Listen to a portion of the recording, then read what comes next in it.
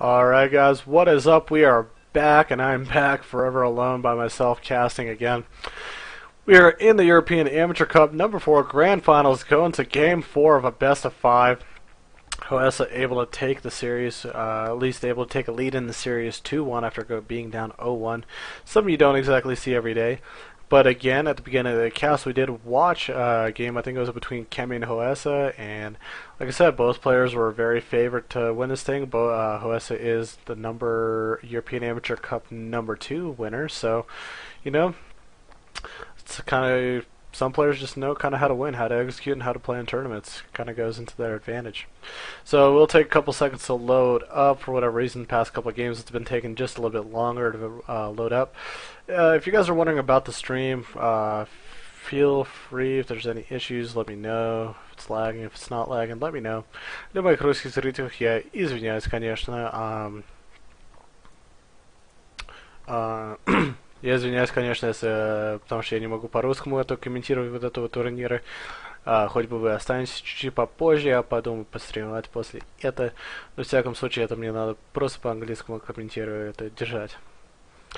So looking at things, we're just kind of hanging out here, waiting on the loading screen. It's actually a pretty neat background if you guys look. Got the nice little planet, got a big nice ring around it, all the stars, the GSL logo, the ball and GSL logo. So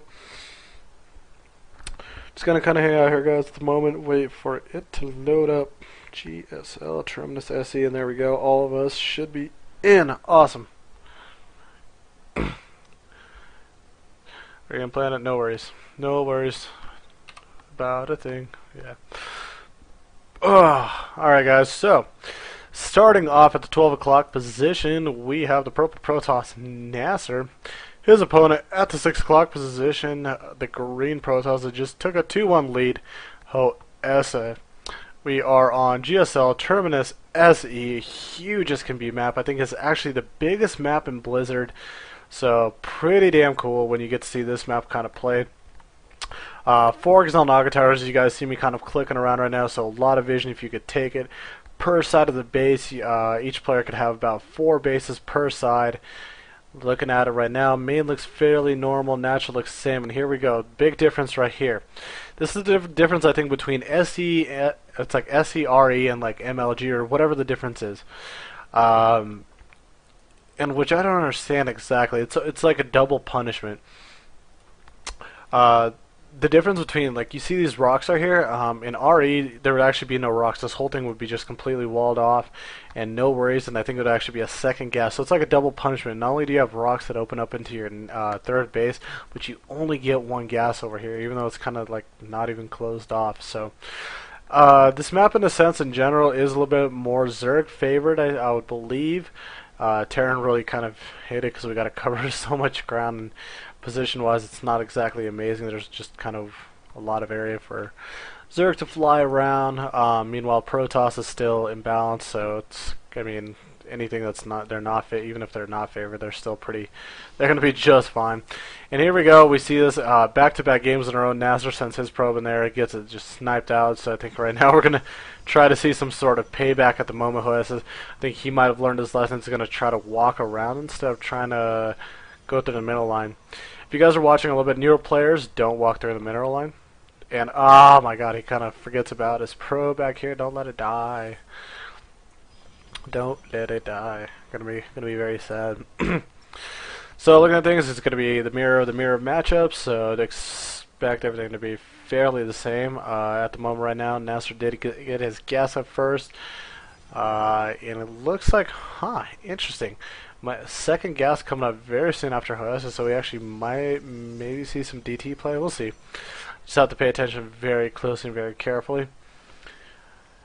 Looking at the distance, there's a long way to walk. Long way to walk from cross positions. So a lot of time to prepare, and again, if players just hold Gazelle Naga Towers, they could exactly see what your opponent's doing, or at least if they're coming. If I had any predictions of this game, I'm looking at Hoesa to maybe cheese a little bit to kind of take this game 3, keep that kind of back and forth, kind of change it up just a little bit. I doubt he would try to go 3-gate Robo again. Meanwhile, on the Naccer side, I doubt he would change his style up. I guarantee he'd probably go 3-gate robo again, try to transition into something tricky. At the moment, again, Hoesa, one of his biggest problems right now has been lately is actually getting supply blocked. At the moment, you see he can't actually build a stalker. His supply is stuck at 26 out of 26, so if you're a player, remember to build pylon, supply depots, and overlords. You don't want to get supply block. It's kind of painful. Looking at things, not too much entertaining anyways. The standard PvP opening kind of jumping around. 2 zealots out, almost kind of faked me out. I thought maybe you would have gotten some kind of like 2-gate opening, but at this point it's very late.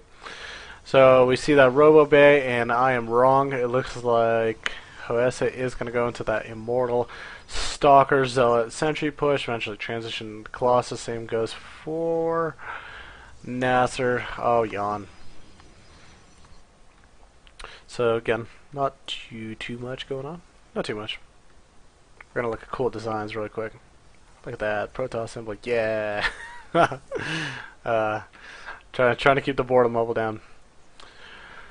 Let's see, if I had predictions, I wouldn't have any. I mean, we already saw 3-gate robo, I'm already halfway wrong. So, this is the problem without a dual caster again. Don't really know exactly what to talk about or exactly how to fill the dead air. Interesting thing I've never seen, kind of looked at the stalkers, got like more tentacles here and kind of got interesting shield placement, and we're gonna look at unit designs, the glow ball, the replicator. So it's like the replicator's like the ball with the sentry without the force field. Oh, we are so trying to not get bored. You guys don't understand like how rough this is. This has been like a whole tournament of Protoss and Zergs, and by Protoss and Zergs I mean like 85% Protoss, 17% Zerg, and like 2% Terran. I think I went over 100% on that count. So we're gonna try that again. 85% TOS, 13.5% Zerg, and 2.5 Terran, or 1.5 Terran, whatever. Either way, there's no Terrans in this tournament. Ah, so brutal. So right now we're just kind of waiting for the both players to get all their units out to place. As you guys heard me and Cricket last game talking about it, both players are just kind of waiting for a comfortable number. Looking at the units tab at the moment, Hoesa is up in the probe count, 26 to 24. I don't know if they're really producing that much at the moment. No, they are not. Hoesa is building another pylon, does not want to get supply blocks, so good plan by him. Warps in a few more units, trying to get that Immortal out also. So looking at the units count, 1 observer to 1 observer, 26 probes in favor of the 24 probes of Naccer. 2 Immortals for each player, 1 Stalker more for Naccer, and 1 Sentry more for Naccer too, so very, very interesting. I doubt either player is gonna really make, I don't know, I doubt either player is gonna push out for a little while. See, at this point, if I was one of the Protoss players, what I would probably do is try to expand right now. Right now is that perfect time. Get that 400 minerals, throw that expansion down, and just plop your butt right here with all your units. To get a good, even if you want to come by and kill these rocks and try to come around to the third, you still have sentries enough to force field. Huge props to Hoesa. He's doing a good kind of rally around walk and make sure there's no proxy pylons of any sort, at least within his natural or third. So that's going to prevent any type of proxy warp-ins. We do see right now Forge going up, so Hoesa definitely making a point to get his upgrades up. He has realized that upgrades have really been winning him these games.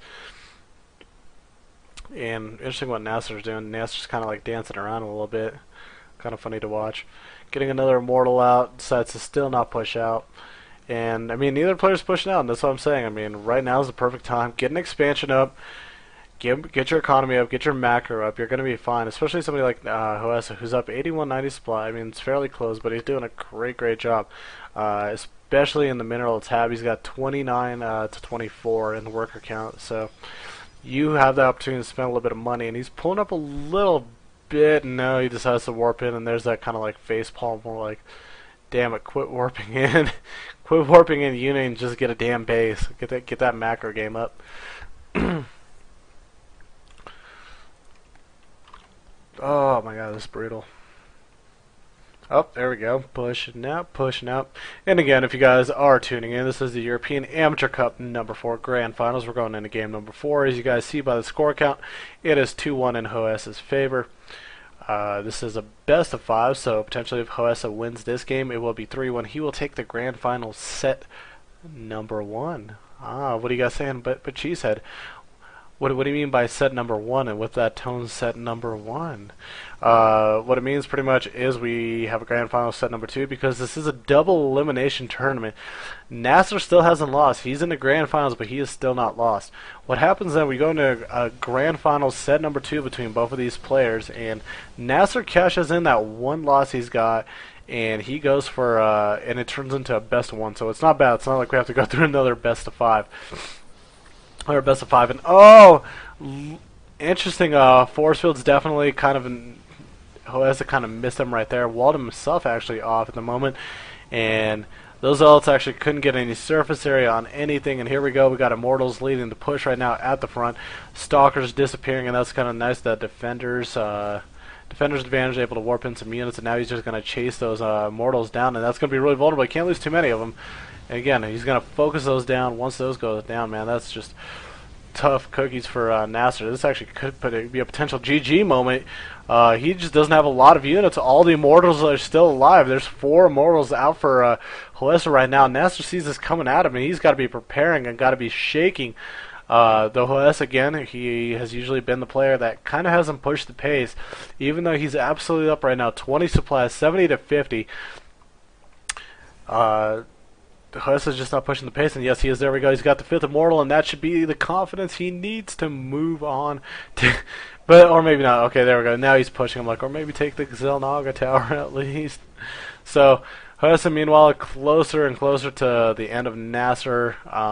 There are no sentries here. No, they're not. They're just ults at the front. So at the moment, Naccer has no way to shield off the front of his base, but at the same time, he does have 3 Immortals, so that's a fairly good number. The only thing he needs is just some surface area to actually get in here. He could get in there and actually do quite a bit of damage. There's a bigger Stalker number, especially with 5 Immortals. He could have ripped that apart, but again, just going back, sitting back. Kind of don't exactly agree or understand that. But either way, somewhere in the midst of that, 3 down, and Nexus in his natural, 3 down a couple of simulators, so he's going to have a second base up and running soon. And already with his economic count, he's got 31 probes to 23, which isn't a high number, but at the same time, every little probe matters. Every little probe count is great.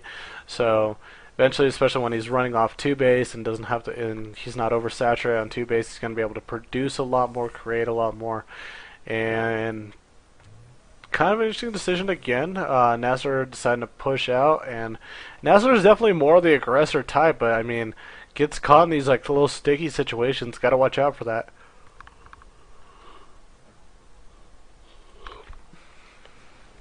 And here we go. Oh, is able to pick off. Observer number 1 does get picked off. There's another one coming on the backside at the moment. I think he's going to try to pick off at least a pylon or something, and which he will be able to. Pylon does get picked off, and here we go. We're gonna have a little bit of a chase scene right here. Naccer on his heels, and here comes the battle. Zel's trying to enter the front, but again, they're not gonna do much. I mean, Zels are gonna disappear with 5 Immortals right there, and here we go. Almost all the Stalkers are gone, and here we go. Who could take out each other's Immortals sooner than later? And again, all 4 Stalkers that are alive, and then 4 Immortals, and that poor Observer gets taken down again. Natural bases right there, and Naccer GG's. We're going to be going to grand finals game set number 2. Awesome. Hoesa takes the set number 1.